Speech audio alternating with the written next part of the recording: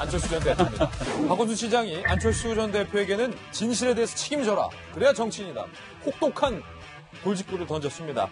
그 안철수 전 대표, 당내 상황이 상당히 혹독한 상황입니다.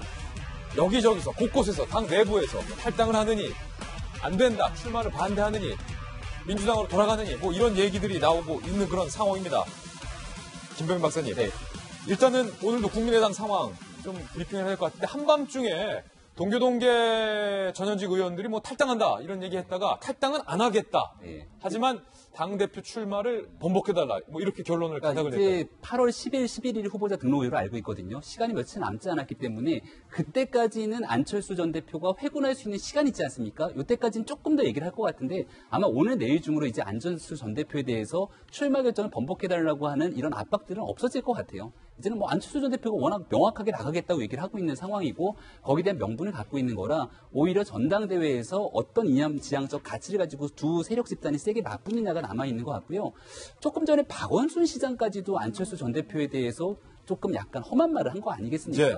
근데 지금 대한민국에는 많은 여의도 정치인들이 나서갖고 특히 국민의당 같은 경우는 안철수 전 대표가 국민의당의 창업주고 안철수 전 대표 때문에 결과론적으로 국민의당에서 국회의원이 된 사람도 적지 않은데 이런 사람들까지 나서서 안철수 전 대표에게 돌을 던지니까 가만 보니까 아이고 안철수 전 대표 좀 안 됐네 하는 동정론이 슬슬 일기 시작하는 것 같아요. 예. 정치적인 바람 중에서 제일 무서운 바람이 이 눈물바람이거든요. 눈물바람, 동정론. 동정론이 살살 일기 시작하면 이걸 아무도 못 막습니다. 예. 그래서 안철수 전 대표가 그래도 지난 대통령 선거에서 국민 중에 20%가 넘는 사람이 찍었다라면은 5명 중에 한 사람은 안철수를 찍은 거예요. 근데 안철수 전 대표를 찍었는데 야 이렇게 혹독하게 못된 사람으로 몰아붙여야 되는 것인가에 대한 고민들이 좀 생기기 시작할 것이고 이게 지금 안철수 전 대표에게는 야 드디어 나에게도 기회가 오는구나라고 생각을 할지도 모르기 때문에 동정론까지 일고 있다. 천정배 의원, 정동영 의원이 진짜로 안철수 전 대표가 예. 출마하는 게 국민의당을 망가뜨리는 일이라면은 전략을 조금 수정해야 되지 않을까 생각이 듭니다. 지금 동정론이 일고 있다. 그리고 어제 오늘 상황을 보면은 국민의당 내부에서 천정배, 정동영 두 후보 간에 후보 단일화를 해야 된다는 목소리도 지금 강하게 일고 있는 상황인데 안철수 전 대표를 오늘 한 조간신문이 인터뷰를 했습니다. 바른정당과의 단일화에 대해서도 물었고요. 그리고 민주당에 대해서도 물었습니다. 두 타당에 대한 안철수 전 대표의 발언 함께 보시죠. 바른정당과 단일화 어떻습니까? 라고 기자가 묻자 지금 절벽 끝에 매달려서 언제 죽을지 모르는데 버둥대는 이한테 너 연애하고 싶냐? 이렇게 묻는 격이다. 지금은 당의 지지율 회복이 급선무다. 이렇게 얘기를 했고요. 민주당에 대해서도 물었습니다. 민주당과 자유한국당에게 국민의당은 눈에 가시다. 그들은 우리 당이 소멸될 기회만 노린다. 당 지지율이 높아지면 그런 시도는 물거품이 된다. 이렇게 말을 했고요. 내가 당권 도전 선언할 때 민주당의 반응은 이성을 잃은 수준이었다.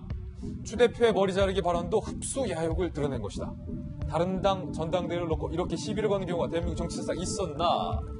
지금 자유한국당과 민주당에게 국민의당이 눈에 가시거리다. 특히 민주당은 이성을 잃었다.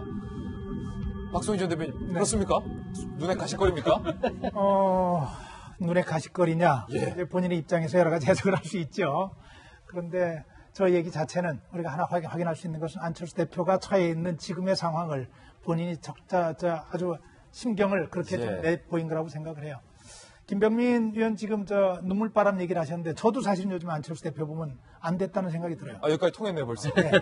왜 안 됐다는 생각이 들냐면은 정말 정치 신인 아닙니까? 대선 한번 치러봤지만은 정치 신인으로 바람에 올라타서 정당 만들었고 국민의당 만들었고 대선 후보까지 나왔는데 혹독한 정치 현실의 맛을 본 거예요.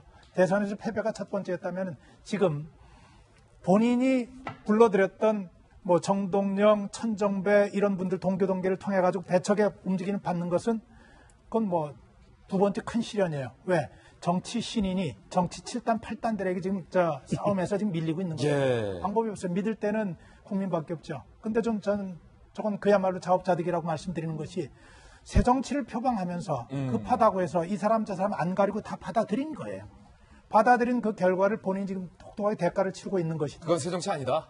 새 정치가 아니죠. 새 정치의 기본은 새 인물입니다. 그런데 저분들은 지금 안철수 대표가 전 대표가 대표로 지금 출마하면서 내놓는 변 가운데 하나가 중요한 것 중에 하나가 정동영, 천정배 훌륭한 분들이긴 하지만 그분들은 구시대 인물들 아니냐. 그분들이 대표하는 국민의당을 국민들이 새로운 정치를 하겠다는 당으로 인정해 줄 것이냐 하는 부분이 가장 큰 것 아니겠어요? 제 입장에서도 그건 받아들일 수 없죠. 근데 그건 뭐 자업자득이라는 거예요. 놓고 갈 수는 없죠. 본인 여기서 안철수 후보 포기 못할 겁니다. 예. 그래요. 포기하는 순간에 안철수 후보는 정계 은퇴를 해야 될 거예요. 완전히 잊혀진 인물이 될 수밖에 없어요. 저는 다른 것에서 좀 심각하게 봅니다.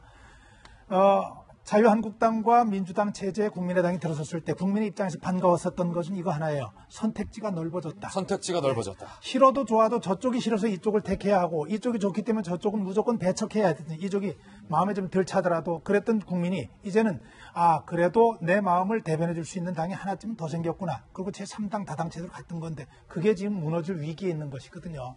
안철수 개인의 문제가 아니고요.